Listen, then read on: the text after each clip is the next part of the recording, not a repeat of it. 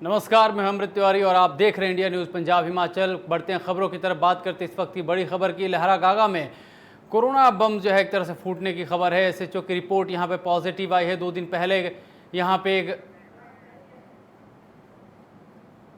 Corona की जांच एक हफ्ते पहले की गई थी। इसके साथ ही जो है थाना एहतियात के लिए बंद किया गया है। तो लहरागागा थाना के एसएचओ की रिपोर्ट कोरोना पॉजिटिव आई है, जिसके बाद थाने को जो है बंद कर दिया गया है। और 2 दिन पहले कोरोना जो है वो जांच कराई गई थी और इस मामले में अब पुष्टि हो चुकी है। एसएचओ जो हैं वो कोरोना पॉजिटिव पाए गए हैं। उनके कोरोना पॉजिटिव पाए जाने के बाद एहतियात के तौर पर थाना को बंद कर दिया गया है। कोरोना संक्रमण के मामले जो हैं पुलिस महकमे में लगातार बढ़ता जा रहा है। इससे पहले भी कई थानों को जो है वो बंद करना पड़ा है और अब लहरागागा थाना के एसएचओ उनको जो है अब क्वारंटीन किया गया है। उसके साथ ही साथ थाने को जो है बंद कर दिया गया है। पब्लिक डीलिंग अब थाने से नहीं होगी। आपको बता दें कि एक बड़ी समस्या है कोरोना के संक्रमण काल में, क्योंकि जो कोरोना हमारे वॉरियर्स है, ख़ासतौर पे पुलिसकर्मी, इनका हमेशा वास्ता जो है वो लोगों से पड़ता रहता है। चाहे वह निर्देशों को लागू करना हो, कानून व्यवस्था को सही रखना हो, या फिर अपराध की घटनाओं से निपटने की जो चुनौती है, इन सब के मद्देनज़र सबसे ज़्यादा अगर कहें तो ख़तरे की जद में पुलिसकर्मी हैं। और पुलिसकर्मियों की देखा जाए तो लगातार कोरोना संक्रमण जो है उनमें बढ़ता ही जा रहा है। 2 दिन पहले एसएचओ की जो है वो कोरोना जांच कराई गई थी और उनकी रिपोर्ट अब पॉजिटिव आई है। तो हम आपको बता रहे हैं कि पंजाब में कोरोना जो है वो लगातार उसका संक्रमण बढ़ता ही जा रहा है। और उसका अगर देखें तो सबसे ज़्यादा असर, सबसे वल्नरेबल कोई है तो हम फ्रंट पे काम करने वाले हमारे कोरोना वॉरियर्स हैं। और इनमें जो है पुलिस प्रशासन की अगर बात करें तो सबसे ज़्यादा प्रभावित होते हुए दिखाई भी दे रहे हैं, क्योंकि जिस तरह से लोगों के साथ इनका मिलना जुलना है, लॉ एंड ऑर्डर का सिलसिले में हो, चाहे निर्देशों को लागू करना हो या फिर अपराध से निपटना हो, ऐसे में जो है सबसे ज़्यादा खतरा पुलिस के ऊपर ज़्यादा दिखाई दे रहा है। और इसका नतीजा हम पिछले कुछ दिनों में देख चुके हैं, जहां पंजाब में कई जगहों पे थानों को जो है वो सील करना पड़ा है, क्योंकि वहां पे पुलिसकर्मी एक साथ कोरोना पॉजिटिव पाए गए हैं। अब लहरागागा थाना के एसएचओ की रिपोर्ट पॉजिटिव आई है, कोरोना पॉजिटिव हैं, लिहाजा इसके मद्देनज़र जो है थाने को सील कर दिया गया है।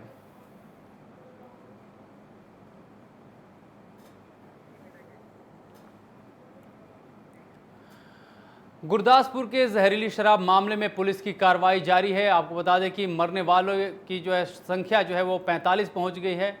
साथ ही साथ मरने वाले लोगों के यहाँ से जहरीली शराब बरामद की गई है। शराब में गंदगी और कीड़े नज़र आ रहे हैं। दरअसल इस मामले को लेकर के पुलिस ने एक टीम का गठन भी किया है और लगातार छापेमारी जो है जारी है। पुलिस ने 5 टीम गठित की है एसआईटी, और उसके तहत जो है छापेमारी की जा रही है। दरअसल यह मुद्दा अब लगातार गंभीर होता जा रहा है।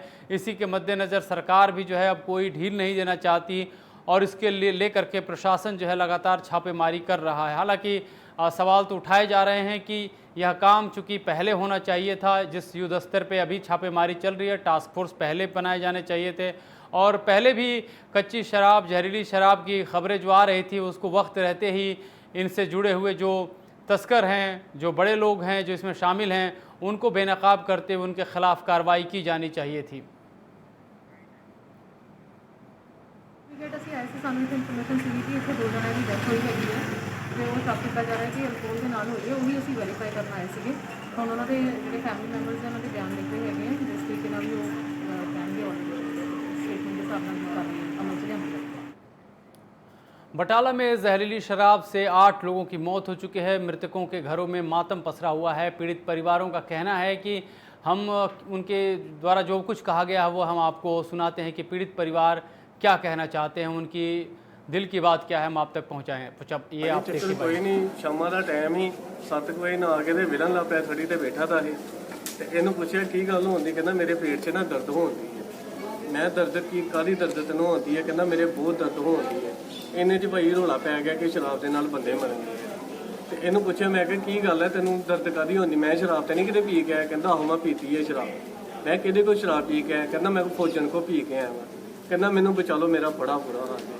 15-20 मिनटां दे विच इन्ना क माड़ा हाल हो गया। ਅਸੀਂ ਨਿੰਬੂ ਪਾਣੀ ਇਹਨੂੰ ਪਈਏ, ਕਦੀ ਕੁਛ ਪਿਆਈਏ, ਇਹਨੂੰ ਉਲਟੀ ਨਹੀਂ ਆਉਂਦੀ। ਪਤਾ ਨਹੀਂ ਨਾ, ਉਹ ਕਹਿੰਦਾ ਮੈਨੂੰ ਆਉਂ ਹੁੰਦੇ ਜੇ ਮੇਰਾ ਅੰਦਰ ਹੀ ਪੜ। शिरोमणि अकाली दल ने तरनतारन, अमृतसर और बटाला में जहरीली शराब पीने से हुए कई लोगों की मौत पर पंजाब सरकार को घेरा है। उन्होंने इस मामले में पंजाब सरकार की ओर से मजिस्ट्रेट जांच के आदेश को खारिज करते हुए हाईकोर्ट के मौजूदा जज से जांच करवाने की मांग की है। अकाली दल के वरिष्ठ नेता महेश इंदर सिंह ग्रेवाल ने सवाल किया कि जब लोग पुलिस प्रशासन को इलाके में अवैध शराब बेचने की शिकायत दर्ज करवाते हैं तो पुलिस उन पर जांच क्यों नहीं करती है, उन पर कार्रवाई क्यों नहीं करती है। और अब असली आरोपियों को, इनका आरोप है कि सरकार बचाने की कोशिश कर रही है। इस मामले की पूरी जांच अकाली दल का कहना है कि हाई कोर्ट के जज से कराई जाए।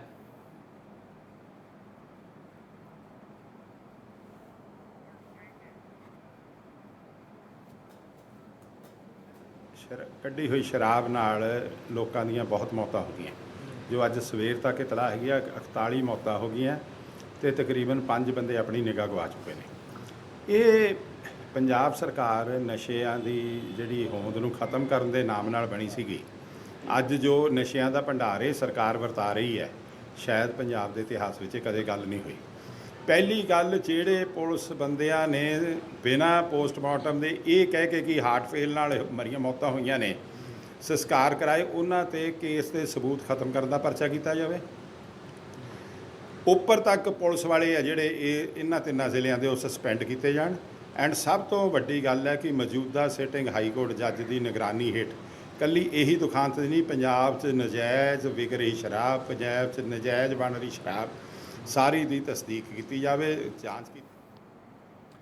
पटियाला में महज 1 घंटे की बारिश ने शहर को पानी पानी कर दिया। नालियों का गंदा पानी सड़क पर जमा हो गया। इतना ही नहीं, कुछ घरों में तो सीवरेज का पानी घुस गया, जिससे लोगों का गुस्सा प्रशासन पर फूट पड़ा। और लोगों का कहना है कि वे सरकार को वक्त पर टैक्स देते हैं और प्रशासन भी हर बरसात से निपटने के लिए अच्छे व्यवस्था के दावे करते हैं, लेकिन 1 घंटे की बारिश ने तमाम दावों की पोल खोल कर रख दी है।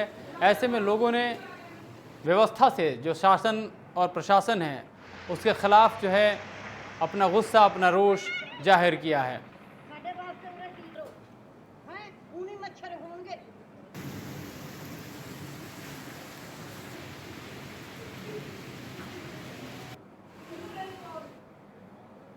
पंजाब के मोरिंडा में तेज़ बारिश हुई, जिसके कारण कई इलाकों में जलभराव की समस्या पैदा हो गई, जिसके कारण पानी लोगों के घरों में घुस रहा है। वहीं इन तस्वीरों ने नगर निगम के दावों की पोल भी खोल कर रख दी है। दरअसल नगर निगम के अगर चुनाव होते हैं तो तमाम वादे और दावे भी किए जाते हैं, लेकिन जब काम की बात आती है तो आप देख सकते हैं कि काम किस तरह से हुआ है। ये तमाम जो थोड़ी सी बारिश और इतनी बड़ी जो है आफत हम देख सकते हैं गलियों में किस तरह से है। हालांकि जो हमारी व्यवस्था है उसमें नगर निगम को कई उनके दायित्व हैं, और देखा जाए तो उन दायित्वों के कारण ही जो है एक व्यवस्था तैयार की गई है कि ताकि लोगों को इस फजीहत का सामना न करना पड़े, आपातकाल में न करना पड़े। लेकिन नगर निगम के अधिकारी जो लगता है, चाहे जो संबंधित जो लोग हैं, प्रभारी हैं, वो बेहद ही अगर देखा जाए तो अपने कर्तव्य से मुंह मोड़े हुए नज़र आ रहे हैं। नदी बन गई है बट साढ़े इस जगह के उपर कभी भी अज तक पानी नहीं आया। 10 मिनट की बारिश नाल देख लो हालत की हुई। मैं नगर कौंसिल शहीद उधम सिंह जी का 80वां शहीदी दिवस पूरे देश भर में मनाया जा रहा है। शहीद उधम सिंह को श्रद्धांजलि देने का कार्यक्रम आयोजित किया गया कपूरथला में। पंजाब के आपको बता दें कि कई जगहों पर यह आयोजन किया गया। वहीं सुल्तानपुर लोधी स्थित उधम सिंह की याद में एक कार्यक्रम आयोजित किया गया, जिसमें कई लोगों ने शिरकत की और श्रद्धांजलि दी।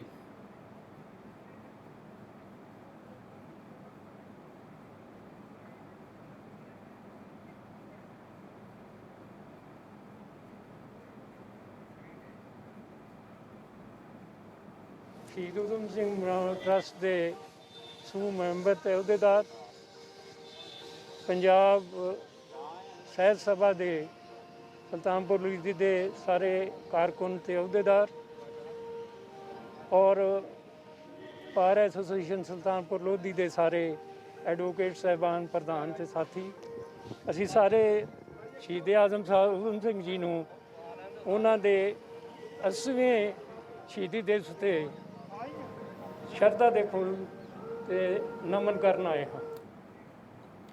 रक्षाबंधन का त्यौहार आ गया है, लेकिन बाजारों में कोरोना का काल का असर देखने को मिल रहा है। इसके चलते बरनाला में सेल्फ हेल्प ग्रुप स्पेशल राखियां तैयार कर रहा है।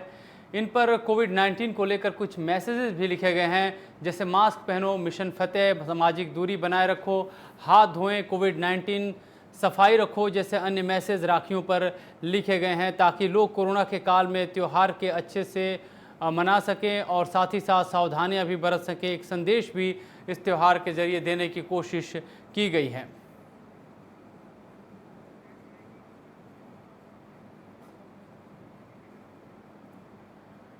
वहीं धूरी में रक्षाबंधन के त्यौहार पर कोरोना का असर देखा जा सकता है। यहां पर दुकानदार बेहद निराश हैं, क्योंकि कोरोना के खौफ के चलते राखी का व्यापार बेहद ही मंदा चल रहा है। दुकानदारों का कहना है कि पिछले 4 दिनों से उनकी बिक्री तक नहीं हुई है। ऐसे में उन्हें उनकी लागत आने का भी संकट गहरा गया है।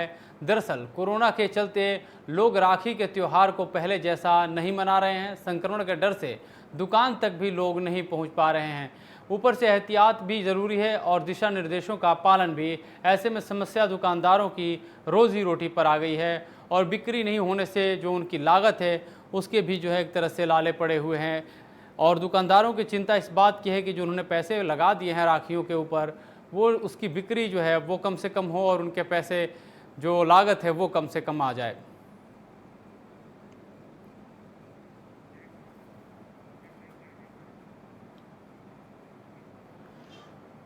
वहीं लुधियाना में पुलिस ने छापेमारी करके एक सेक्स रैकेट का पर्दाफाश किया। छापेमारी के दौरान पुलिस ने 2 युवक समेत 4 महिलाओं को गिरफ्तार किया है। इनमें से 3 महिलाएं उज़्बेकिस्तान की बताई जा रही हैं। आपको बता दें कि इससे पहले भी पंजाब में विदेशी महिलाओं वाले सेक्स रैकेट का पुलिस ने पर्दाफाश किया था और यह घटना लगातार ऐसी सामने आ रही हैं।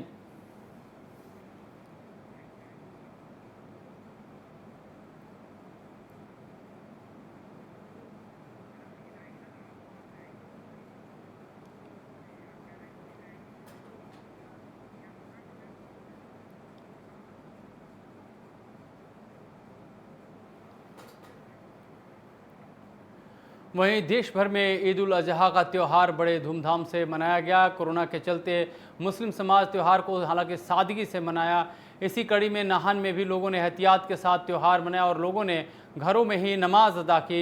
इस मौके पर मुस्लिम वर्ग के लोगों ने कोरोना के ख़त्म होने की दुआ के साथ साथ आपसी भाईचारे की प्रतीक की भी दुआ की। वहीं मस्जिद के मौलाना ने कहा कि लोग सरकार के दिशा निर्देशों का पूरी तरह से पालन करें और कुर्बानी को लेकर भी जो गाइडलाइंस दिए गए हैं सरकार की तरफ से उसका भी वह अक्षरशः पालन करें।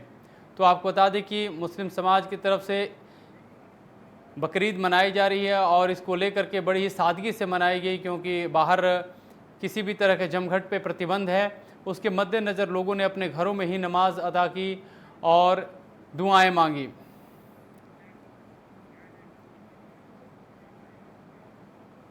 वहीं बात करें भटिंडा की, तो भटिंडा में कोरोना वायरस को देखते हुए बकरीद का त्यौहार बड़े ही एहतियात के साथ यहां भी मनाया गया। कोरोना के संक्रमण को देखते हुए बकरीद के मौके पर ईदगाह में ईद की नमाज की इजाज़त नहीं दी गई।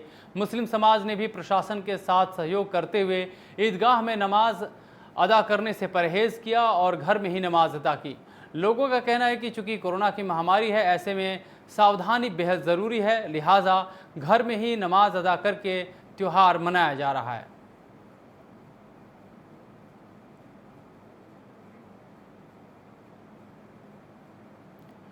पटियाला में भी मुस्लिम समाज ने बकरीद का त्यौहार मनाया। मुस्लिम समुदाय ने कोरोना से जुड़े दिशा निर्देशों का पूरा ख्याल रखा। इस दौरान लोग सोशल डिस्टेंसिंग का पालन करते हुए भी दिखाई दिए और साथ ही साथ मास्क भी पहने हुए रहे। पटियाला की सांसद परनीत कौर ने वीडियो कॉन्फ्रेंसिंग के जरिए मुस्लिम समुदाय को बकरा ईद की बधाई दी। इस दौरान मुस्लिम समाज के अध्यक्ष शेर खान ने बताया कि बकरीद का त्यौहार सोशल डिस्टेंसिंग का ख्याल रखते हुए मनाया गया। साथ ही उन्होंने पटियाला की सांसद परनीत कौर की बधाई के लिए उन्हें धन्यवाद भी किया।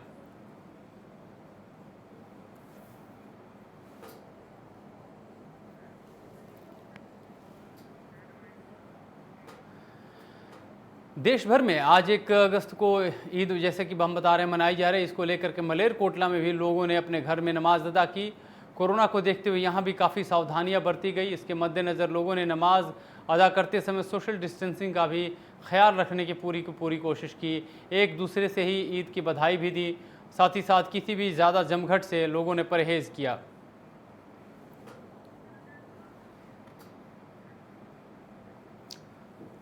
तो जैसा कि कोरोना का संक्रमण काल चल रहा है, उसके मद्देनज़र जो है कि ईद का त्यौहार मनाया गया और इस दौरान लोगों ने जो है ईदगाह में न जाकर के घर पे ही ईद की नमाज़ अदा की और इस दौरान ख़ास तौर पर मास्क के साथ साथ सोशल डिस्टेंसिंग का भी पूरा ख्याल रखा गया।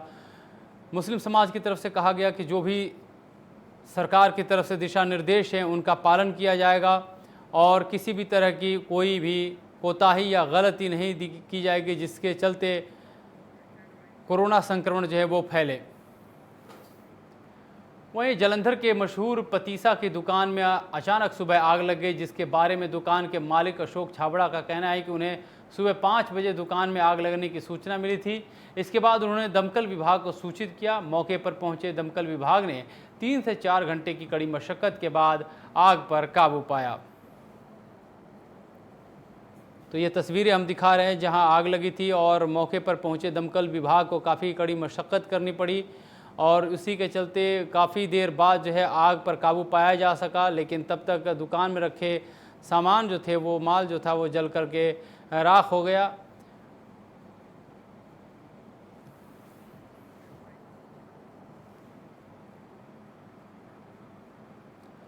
पंजाब सरकार ने जारी की अनलॉक 3.0 की गाइडलाइंस को लेकर के अपनी विचार जो है, अपने जो निर्देश हैं उन्होंने जारी कर दिए हैं। आपको बता दें कि नाइट कर्फ्यू जारी रहेगा। 5 अगस्त से जिम और योग संस्थान खुले रहेंगे। रात के 11 बजे से 5 बजे तक जो है नाइट कर्फ्यू रहेगा, सुबह के 5 बजे तक। अंतर्राष्ट्रीय यात्रा पर भी पाबंदी लागू रहेगी। स्कूल शिक्षण संस्थान तमाम जो हैं वो 31 अगस्त तक के बंद कर दिए गए हैं और कंटेनमेंट जोन में लॉकडाउन जो है पहले की तरह ही जारी रहेगा।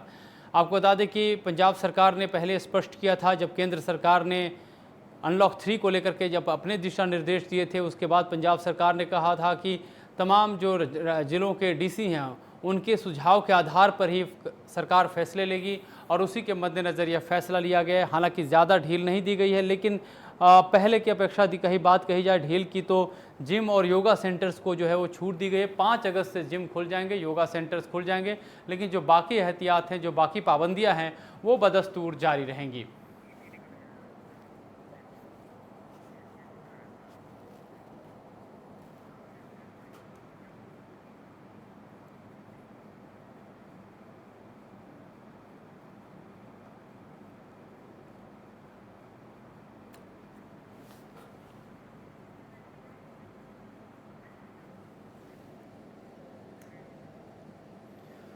तो आपको बता रहे हैं कि अनलॉक 3 को लेकर के सरकार ने पहले ही कहा था कि जो तमाम ज़िलों के डीसीज़ हैं उनसे मशवरा किया जाएगा और उनके ग्राउंड सिचुएशंस के आधार पे जो सुझाव आएंगे उसके बाद ही जो है सरकार अनलॉक 3 को लेकर के फैसले लेगी।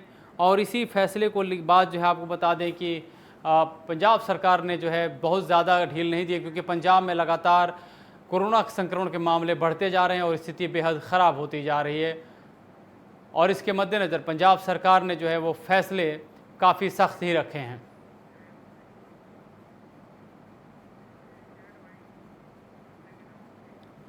देश में कोरोना को लेकर अनलॉक 3 की प्रक्रिया चल रही है, जिसमें केंद्रीय गृह मंत्रालय ने योग और जिम को खोलने की अनुमति दी है। पंजाब सरकार ने भी, जैसा कि हम बता रहे हैं, 5 अगस्त से सुबह के सभी योग सेंटर और जिम खोलने की घोषणा की है। इसको लेकर के शहर के वरिष्ठ विश्व प्रसिद्ध योग आचार्यों ने अपनी प्रतिक्रिया दी है। देश विदेश में योग गुरु डॉक्टर जिनकी ख्याति अनुप्रिया ने कहा है कि अच्छी बात है कि योग क्लास शुरू करने की घोषणा की गई है, लेकिन अभी कोरोना का खतरा टला नहीं है, जिसको देखते हुए आने वाले 2 या 3 महीनों तक क्लासों में एहतियात बरतनी होगी। साथ ही साथ कम से कम विद्यार्थी पहुंच पाएँ, इस बात को जो है सुनिश्चित किया जाएगा।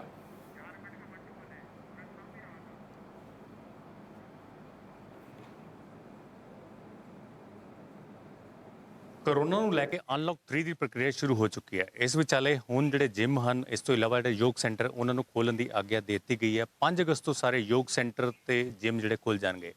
ਅਸੀਂ ਖੜੇ ਹਾਂ ਇੱਕ ਯੋਗ ਸੈਂਟਰ ਦੇ ਵਿੱਚ, ਜਲੰਧਰ ਦੇ ਇੱਕ ਸੈਂਟਰ ਹੈਗਾ ਇੱਥੇ, ਸਾਡੇ ਨਾਲ ਇੱਥੇ ਯੋਗਨੀ ਅਨੁਪ੍ਰਿਆ ਹੈ ਤੇ ਉਹਨਾਂ ਦੇ ਫਾਦਰ ਸਾਹਿਬ ਰਾਮਕ੍ਰਿਸ਼ਨ ਜੀ, ਇੱਥੇ ਡਾਕਟਰ ਰਾਮਕ੍ਰਿਸ਼ਨ ਜੀ ਹਨ, ਉਹਨਾਂ ਨਾਲ ਗੱਲ ਕਰਦੇ ਹਾਂ। ਅੱਛਾ ਮੈਡਮ, ਹੁਣ ਅਨਲੌਕ ਦੀ ਪ੍ਰਕਿਰਿਆ ਸ਼ੁਰੂ ਹੋ ਗਈ ਹੈ, ਯੋਗ ਜਿਹੜੇ ਸੈਂਟਰ ਖੁੱਲ੍ਹਣੇ ਸ਼ੁਰੂ ਹੋ ਗਏ ਨੇ, ਤੁਹਾਡਾ ਕੀ ਕਹਿਣਾ ਹੈ ਕਿਸ ਤਰ੍ਹਾਂ ਦੇ ਹੁਣ ਯੋਗ ਸੈਂਟਰ ਜਿਹੜੇ ਖੁੱਲ੍ਹਣੇ ਚਾਹੀਦੇ ਤੇ ਕੀ ਪ੍ਰਕਿਰਿਆ ਹੋਣੀ ਚਾਹੀਦੀ ਹੈ? ਜੀ ਮੈਂ ਤਾਂ ਸਭ ਤੋਂ ਪਹਿਲੇ ਮੋਦੀ ਜੀ ਦਾ ਧੰਨਵਾਦ ਕਰਨਾ ਚਾਹੁੰਦੀ ਹਾਂ ਕਿ ਫਾਈਨਲੀ ਫਿਟਨੈਸ ਵਿਭਾਗ ਦੇ ਵਿੱਚ ਸਾਡੇ ਯੋਗ ਸੈਂਟਰ ਵੀ ਹੁਣ ਖੁੱਲ੍ਹ ਰਹੇ ਨੇ ਤੇ ਪ੍ਰਕਿਰਿਆ ਦੇ ਵਿੱਚ ਵੱਧ ਤੋਂ ਵੱਧ ਅਸੀਂ ਚਾਹਾਂਗੇ ਕਿ ਦੂਰੀ ਬਣਾ ਕੇ ਰੱਖੀ ਜਾਏ ਇੱਥੇ ਵੀ ਯੋਗਾ ਦੇ ਵਿੱਚ, ਤਾਂ ਕਿ ਆਪਣੇ ਆਪਣੇ ਮੈਟ ਲਿਆਏ ਜਾਣ, ਆਪਣੇ ਹੀ ਟਾਵਲ ਲਿਆਏ ਜਾਣ ਜੋ ਕਿਸੇ ਦੇ ਨਾਲ ਸ਼ੇਅਰ ਨਾ ਕੀਤੇ ਜਾਣ। ਇੱਕ ਤਾਂ ਆਪਣੀ ਊਰਜਾ, ਆਪਣਾ ਹਾਈਜੀਨ ਲੈਵਲ ਸਾਰਾ ਆਪਣੇ ਦੇ ਵਿੱਚ ਮੇਨਟੇਨ ਰਹੇਗਾ, ਪਲੱਸ ਮਾਸਕ ਲਗਾ ਕੇ ਯੋਗ ਔਰ ਮੈਡੀਟੇਸ਼ਨ ਕੀਤਾ ਜਾਏ, ਪ੍ਰਾਣਾਯਾਮ।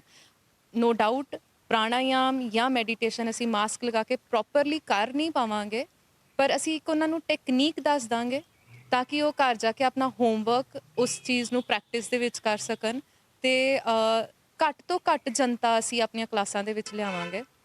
ਹੋ ਸਕੇ ਤੇ 1-on-1 ਹੀ ਕਲਾਸ ਕੀਤੀ ਜਾਏ ਜਿਹਦੇ ਵਿੱਚ ਐਜ਼ ਅ ਟਰੀਟਮੈਂਟ ਯੋਗਾ ਨੂੰ ਕਰਾਇਆ ਜਾਏ, not as a fitness regular class. ਉਹਦੇ ਵਿੱਚ ਐਜ਼ ਅ ਟਰੀਟਮੈਂਟ 1-on-1 ਕਰਾ ਕੇ ਮਾਸਕ ਲਗਾ ਕੇ ਉਹਨਾਂ ਨੂੰ ਟੈਕਨੀਕ ਸਮਝਾ ਦਿੱਤੀ ਜਾਏ ਔਰ ਘਰ ਜਾ ਕੇ ਉਸ ਚੀਜ਼ ਦੀ ਪ੍ਰੈਕਟਿਸ ਕੀਤੀ ਜਾਏ ਆਪਣਾ ਇਕੱਲੇ ਬੈਠ ਕੇ। ਅੱਛਾ ਡਾਕਟਰ, ਹੁਣ ਗੱਲ ਕਰੀਏ ਆਪਾਂ ਕਰੋਨਾ ਦੀ, ਤਾਂ ਕਰੋਨਾ ਕਾਲ ਦੇ ਵਿੱਚ ਤੁਸੀਂ ਕਿਸ ਤਰ੍ਹਾਂ ਦਾ ਪ੍ਰੋਸੀਜਰ ਅਪਣਾਇਆ ਸੀ ਜਿਹਦੇ ਨਾਲ ਤੁਸੀਂ ਆਪਣੇ ਜਿਹੜੇ ਕਲਾਸਿਸ ਲੈ ਰਹੇ ਸੀਗੇ? ਹਾਂਜੀ, ਕਰੋਨਾ ਕਾਲ ਦੇ ਵਿੱਚ ਅਸੀਂ ਆਪਣੇ recorded videos, pre recorded videos ਚਲਾਏ ਜਿਹਦੇ ਵਿੱਚ ਅਸੀਂ ਲਾਈਫਸਟਾਈਲ ਡਿਸਆਰਡਰਸ ਨੂੰ ਇੱਕ ਟੌਪਿਕ ਬਣਾ ਕੇ, ਜਿੱਦਾਂ ਕਿ asthma, migraine, anxiety, depression, immune system, ਇੱਦਾਂ ਦੇ ਟੌਪਿਕਸ ਨੂੰ ਪ੍ਰੀ ਰਿਕਾਰਡ ਕਰਕੇ ਵੀਡੀਓਜ਼ ਯੋਗਾ ਔਰ ਮੈਡੀਟੇਸ਼ਨ ਔਰ ਪ੍ਰਾਣਾਯਾਮ ਦੇ ਚਲਾਏ ਔਰ ਕਾਫੀ ਹੱਦ ਤੱਕ ਲੋਕਾਂ ਦੀ ਮਦਦ ਕਰਨ ਦੀ ਕੋਸ਼ਿਸ਼ ਕੀਤੀ। ਤੇ ਹੁਣ ਆਪਾਂ ਗੱਲ ਕਰੀਏ, ਯੋਗ ਸੈਂਟਰ ਹੋਰ ਵੀ ਨੇ ਜਲੰਧਰ ਦੇ ਵਿੱਚ ਜਾਂ ਹੋਰ ਸਾਰੇ ਪੰਜਾਬ ਦੇ ਵਿੱਚ ਹੋਣਗੇ, ਉਹਨਾਂ ਨੂੰ ਕੀ ਤੁਸੀਂ ਕਹਿਣਾ ਚਾਹੋਗੇ? ਹੁਣ ਕਲਾਸਿਸ ਜਿੱਦਾਂ ਹੁਣ ਕਾਫੀ ਜ਼ਿਆਦਾ ਬੱਚੇ ਜਿੱਦਾਂ ਸਟੂਡੈਂਟ ਹੁੰਦੇ ਉਹ ਹੋਣੇ ਚਾਹੀਦੇ ਜਾਂ ਨਹੀਂ? ਮੈਂ ਚਲੋ ਕਿਸੇ ਨੂੰ ਗਾਈਡ ਤੇ ਨਹੀਂ ਕਰ ਸਕਦੀ, ਬਟ ਮੈਂ ਇਹੀ ਰਿਕੁਐਸਟ ਕਰਾਂਗੀ ਕਿ ਘੱਟ ਤੋਂ ਘੱਟ ਉੱਥੇ ਸਟੂਡੈਂਟਸ ਨੂੰ ਇਕੱਠਾ ਕਰਨ, ਉਹਨਾਂ ਦੀਆਂ ਟਾਈਮਿੰਗ ਸੈੱਟ ਕਰ ਦਿੱਤੀਆਂ ਜਾਣ। ਜਿਹੜੇ ਮੈਂਬਰਸ ਨੇ ਉਹਨਾਂ ਨੂੰ ਇੱਕ ਸਲੋਟ ਬਣਾ ਕੇ ਵੰਡ ਦਿੱਤਾ ਜਾਵੇ ਕਿ ਕੁਝ, ਵੈਸੇ ਤਾਂ ਇੱਕ ਜਾਂ ਦੋ ਹੀ ਸਟੂਡੈਂਟਸ ਨੂੰ ਬੁਲਾਇਆ ਜਾਏ ਸਲੋਟ ਦੇ ਵਿੱਚ, ਤੇ ਬਹੁਤ ਜ਼ਿਆਦਾ ਉਹਨਾਂ ਦੇ ਕੋਲ ਜਨਤਾ ਹੈ ਤੇ ਹਰ ਸਲੋਟ ਦੇ ਵਿੱਚ ਉਹਨਾਂ ਦਾ ਡਿਵਾਈਡ ਕਰ ਦਿੱਤਾ ਜਾਏ ਮੈਂਬਰਸ ਨੂੰ, ਤਾਂ ਕਿ ਹਾਈਜੀਨ ਮੇਨਟੇਨ ਹੋ ਸਕੇ ਔਰ ਸੋਸ਼ਲ ਡਿਸਟੈਂਸਿੰਗ ਨੂੰ ਹਜੇ ਵੀ ਅਸੀਂ ਬਰਕਰਾਰ ਰੱਖ ਸਕੀਏ ਘੱਟੋ ਘੱਟ 3 ਜਾਂ 4 ਮਹੀਨੇ ਤੱਕ। ਠੀਕ ਹੈ, ਤੇ ਅਸੀਂ ਗੱਲ ਕਰਦੇ ਹਾਂ ਸਾਡੇ ਨਾਲ ਹੁਣ ਯੋਗਾਚਾਰਿਆ ਰਾਮਕ੍ਰਿਸ਼ਨ ਜੀ, ਉਹਨਾਂ ਨਾਲ ਵੀ ਗੱਲ ਕਰਦੇ ਹਾਂ। ਅੱਛਾ ਸਰ, ਅਨਲੌਕ ਕਰ ਦਿੱਤਾ ਗਿਆ, ਅਨਲੌਕ 3 ਦੇ ਵਿੱਚ ਹੁਣ ਜਿਹੜੀ ਇਹ ਨਵੀਂ ਗਾਈਡਲਾਈਨ ਆਈ ਆ ਉਹਦੇ ਵਿੱਚ ਜਿਮ ਤੇ ਜਿਹੜੇ ਯੋਗ ਸੈਂਟਰ ਉਹਨਾਂ ਨੂੰ ਖੋਲ੍ਹਣ ਦੀ ਪਰਮਿਸ਼ਨ ਦੇ ਦਿੱਤੀ ਗਈ ਹੈ। ਤੁਸੀਂ ਹੁਣ ਕਿਸ ਤਰ੍ਹਾਂ ਇਸ ਚੀਜ਼ ਨੂੰ ਲੈਂਦੇ ਹੋ ਤੇ ਕਿਸ ਤਰ੍ਹਾਂ ਅੱਗੋਂ ਕਲਾਸਿਸ ਚਲਾਓਗੇ? ਅਸੀਂ ਤਾਂ ਅਜੇ ਤੇ ਪ੍ਰੀਕਾਸ਼ਨ ਹੀ ਰੱਖਾਂਗੇ ਔਰ ਕਾਫੀ ਜ਼ਿਆਦਾ ਗਾਈਡ ਹੀ ਕਰਾਂਗੇ ਵੀ ਕਿਸੇ ਤਰ੍ਹਾਂ ਦੇ ਲਾਲਚ ਵਿੱਚ ਨਾ ਆਉਣ, ਤਾਂ ਕਿ ਕੁਝ ਲਾਭ ਦੇ ਬਜਾਏ ਹਾਨੀਆਂ ਹੋ ਸਕਦੀਆਂ ਨੇ। चलिए बढ़ते अगली खबर की तरफ बात करते हैं हिमाचल प्रदेश की। हिमाचल प्रदेश में मंत्रिमंडल विस्तार के बाद अब विभागों में बड़ा फेरबदल किया गया है। सीएम जयराम ठाकुर ने मंत्रिमंडल में सभी सदस्यों की नियुक्ति को 24 घंटे बाद शुक्रवार देर रात जो है विभागों का आवंटन कर दिया। चलिए हम आपको ग्राफिक्स के जरिए हम आपको दिखा रहे हैं कि किन नेता को जो है कौन से विभाग जो है सौंपे गए हैं। सरवणी चौधरी को सामाजिक न्याय और सशक्तिकरण मंत्रालय दिया गया है। डॉक्टर रामलाल मारकंडा को तकनीकी शिक्षा, IT और जनजातीय मामला की जो है जिम्मेदारी दी गई है। वहीं वीरेंद्र कंवर को RD एंड PR, कृषि, पशुपालन और मत्स्य विभाग दिया गया है। विक्रम सिंह को उद्योग, परिवहन, श्रम और रोजगार मिला है। साथ ही गोविंद सिंह ठाकुर को शिक्षा और LAC का कार्यभार दिया गया है। डॉक्टर राजीव सहजल को स्वास्थ्य एवं परिवार कल्याण मामलों का जो है मंत्री बनाया गया है। सुखराम चौधरी के जिम्मे जो है ऊर्जा और गैर परंपरागत ऊर्जा का विभाग दिया गया है। राकेश पठानिया वन, युवा सेवा और खेल मंत्रालय इनको दिया गया है। वहीं राजेंद्र गर्ग को खाद्य सामग्री और प्रिंटिंग और स्टेशनरी का कार्यभार दिया गया है। तो हम आपको बता रहे हैं कि जो कैबिनेट है मुख्यमंत्री की, कैबिनेट के मुख्यमंत्री में आपको बता रहे हैं जयराम ठाकुर में 12 कुल जो हैं उनको मिला करके तमाम मंत्री हैं और इन मंत्रियों के बंटवारा जो है उनके का मंत्रालय का कर दिया गया है। वहीं हिमाचल में भी कोरोना का कहर आपको बता दें कि जारी है। लगातार हिमाचल में 24 घंटे में अगर बात करें तो 53 नए मामले सामने ऐसे हड़कंप मचा हुआ है। अब तक कुल मामलों की संख्या यहाँ पे 2564 हो चुकी है और एक्टिव मामले भी लगातार बढ़ते जा रहे हैं। ऐसे में स्थिति यहाँ पे भी लगातार गंभीर होती जा रही है। तो इस बुलेटिन में फिलहाल इतना ही। आप देखते रहिए इंडिया न्यूज़ पंजाब हिमाचल।